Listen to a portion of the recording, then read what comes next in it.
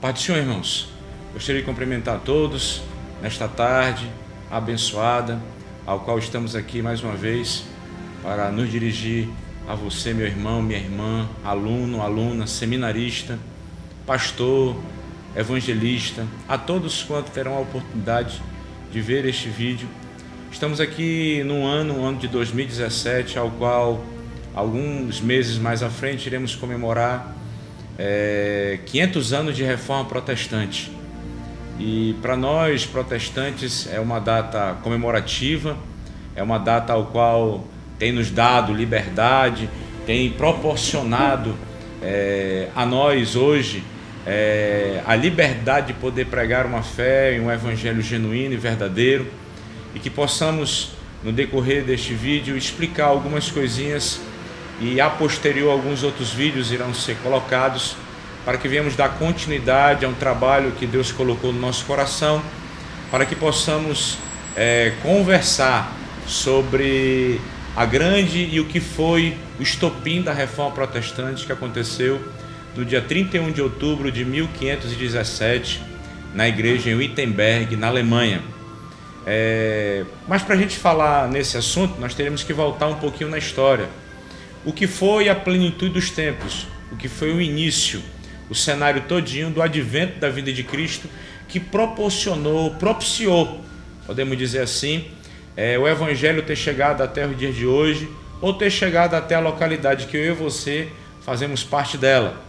É interessante que os impérios, eles deixaram o seu legado. E quando Jesus vem na plenitude dos tempos, a gente vê o legado que o Império Romano deu em cima da legislação, da lei, o legado que deu o Império Grego em cima da filosofia, do pensamento grego, do mundo helenístico, que ajudou e contribuiu muito à pregação do Evangelho, o legado que o judaísmo deu na legislação da lei, na palavra, de alguma forma preservada, na palavra de alguma forma ensinada, mesmo que de forma errônea no período de Jesus por alguns religiosos, porque a gente vai ver características em destaque na nossa Bíblia, em que em alguns momentos o próprio povo fica assim extasiado de nunca ter ouvido ou visto tal coisa assim. E a gente vai percebendo que Jesus chega justamente nesse momento. E a gente percebe também, de um modo geral, irmãos e irmãs, que na plenitude dos tempos, em alguns momentos, a gente vê Deus se mostrando, Deus se revelando e usando pessoas que às vezes até do próprio meio ao qual não poderia vir, vêm os remanescentes daquele meio. Se nós fôssemos pincelar um pouquinho sobre a reforma protestante, poderíamos falar daqueles que foram os pré-reformadores, como Wycliffe, como John Hus, como Savonarola, Martim Lutero e outros que vão propiciar essa liberdade que até então, pelo poderio de uma igreja, controlando a religião, e era uma religião que também trazia medo, acabou, vamos dizer assim, estagnando, não dando avanço àquilo, que com o decorrer do período apostólico e a posterior ele, o período da patrística, deu uma grande inguinada naquilo que Jesus deixou, de um grande legado iniciado há mais de 2.000 anos atrás. Venhamos a compreender que hoje nós somos responsáveis, somos corresponsáveis pela obra iniciada de Jesus há 2.000 anos atrás. Então venhamos a cumprir o grande ide de Jesus, venhamos a ter uma responsabilidade maior naquilo que Deus tem colocado no meu coração e no seu coração, para que possamos um dia, quando Cristo vier buscar a sua igreja, possamos ser achados aprovados e quem sabe, pela permissividade, pela vontade de Deus, possamos estar com Ele na glória.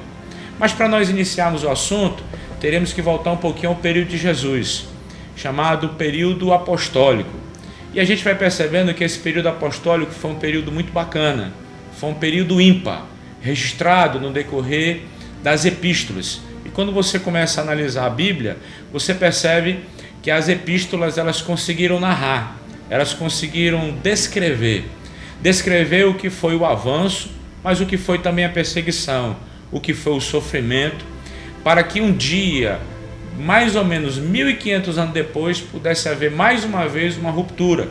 No período apostólico, no período a posterior que vem Jesus, nós temos uma grande ruptura, uma grande quebra daquela tradição, daquela hierarquia totalmente judaica, e com a chegada de Jesus houve uma grande ruptura, e Jesus vem com seus ensinamentos e traz essa ruptura naquele momento. Então houve uma abertura maior, é tanto que Jesus, quando é assunto aos céus, ele vai dar aos apóstolos algumas ordenanças, e depois vem os anjos ali no Monte das Oliveiras, e acabam dizendo aos apóstolos, esse texto sendo narrado para nós em Atos, que eles aguardem até que do alto ele seja revestido. Quando nós começamos a falar de reforma protestante, é impossível nós não falarmos do início da igreja. O início da igreja, onde ele é registrado dentro de um livro que para muitos ele é tido como o primeiro livro da história eclesiástica da igreja, que é o livro Atos dos Apóstolos, livro ao qual você tem 28 capítulos, e ele tem um grande destaque, porque você vê algumas igrejas em veemência, em destaque grande, mas do capítulo 1 até o 12 você vê muito a igreja de Jerusalém, e do capítulo 13 até o 28 do livro Atos dos Apóstolos, você vê a igreja gentílica, a igreja de Antioquia da Síria.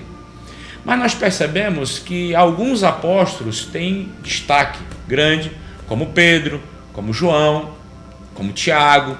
né? Alguns apóstolos a posterior, que muitos até botam em dúvida sobre a ascensão de Paulo ao cenário, mas nós vemos que Paulo é um apóstolo que vai receber a chamada direcionada de Deus, porque Deus o aparece ao caminho de Damasco. Então você vê que ali o evangelista Lucas, que aparece só a partir de Atos, capítulo 16, a partir do versículo 10, ele começa a construir a Teófilo uma narrativa de uma continuidade de uma carta a qual essa se inicia no Evangelho segundo ele escreveu, narrando o primeiro tratado, e ele inicia Atos dos Apóstolos falando deste segundo tratado. Percebemos que Lucas ele começa a narrar o que foi o primórdio, o que foi o estopim do crescimento da igreja. Igreja essa que cresceu não só na graça, não só no conhecimento, mas também que cresceu frente a muita perseguição sofrida. E a gente percebe que isso não mudou nos dias de hoje, irmãos. Você percebe que a igreja hoje ela ainda sofre com essas perseguições, ao qual ela tem crescido, não só em quantidade, mas também em qualidade.